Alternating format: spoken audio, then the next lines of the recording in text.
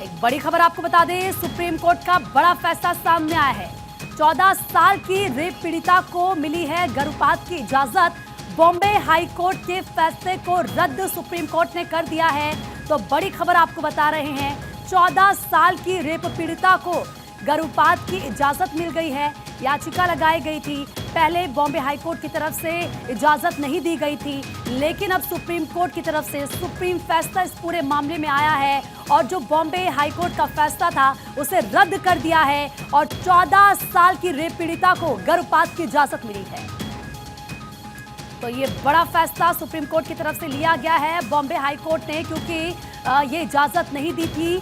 14 साल की रेप पीड़िता थी जिनकी तरफ से अर्जी लगाई गई थी, लेकिन अब देखिए जब ये पूरा मामला सुप्रीम कोर्ट में पहुंचा तो सुप्रीम कोर्ट की तरफ से बॉम्बे हाई कोर्ट के फैसले को रद्द किया गया है और जो 14 साल की रेप पीड़िता है गर्भपात की इजाजत दी गई है।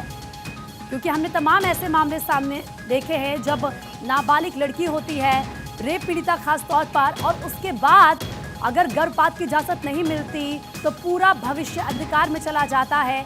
अब सुप्रीम कोर्ट की तरफ से तमाम बातों को ध्यान में रखकर बॉम्बे हाई कोर्ट के जो फैसला है एक तरफ से रद्द किया और दूसरी तरफ बड़ी राहत 14 साल की रेप पीड़िता को, क्योंकि गर्भपात की इजाजत मांगी गई थी कोर्ट से और सुप्रीम कोर्ट ने ये राहत 14 साल की रेप पीड़िता को दी है, गर्भपात की इजाजत दे दी है, जिसके बाद 14 साल की रेप पीड़िता गर्भपात करा पाएगी।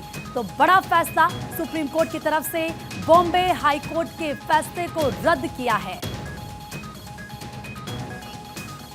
सुमित ज्यादा बातचीत के लिए हमारे सहयोगी फोन लाइन पर इस वक्त हमारे साथ जुड़ चुके हैं। सुप्रीम कोर्ट की तरफ से सुमित, जो बड़ा फैसला लिया गया, एक तरफ बॉम्बे हाई कोर्ट का जो फैसला था उसको रद्द किया गया और दूसरी तरफ 14 साल की रेप पीड़िता के लिए बड़ी राहत, क्या कुछ सुप्रीम कोर्ट ने कहा?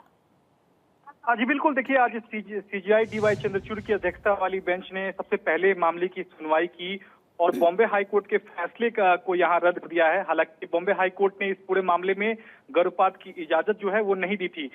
सुप्रीम कोर्ट ने आज जो फैसला दिया है उसमें अपनी शक्ति का इस्तेमाल किया है। अनुच्छेद 142 के शक्ति का इस्तेमाल करते हुए गर्भपात की इजाजत दी है। सीजीआई ने अपने आदेश में कहा कि गर्भपात में देरी एक भी घंटा बच्चे के लिए कठिनाई भरा हो सकता है, ऐसे में हम बॉम्बे हाई कोर्ट के आदेश को रद्द कर रहे हैं। इसके अलावा सुप्रीम कोर्ट ने मुंबई के लोकमान्य तिलक अस्पताल के डीन को ये निर्देश दिया है कि नाबालिग रेप पीड़िता के गर्भपात के लिए डॉक्टर की एक टीम जो है वो गठित की जाए, क्योंकि 14 साल की रेप पीड़िता है और उसके गर्भ में 29 हफ्ते का बच्चा है और क्योंकि कानून के मुताबिक टर्मिनेशन जो एक्ट है वो 23 हफ्ते से ज्यादा नहीं हो सकता है, जिसके चलते बॉम्बे हाई कोर्ट ने इसकी परमिशन नहीं दी थी।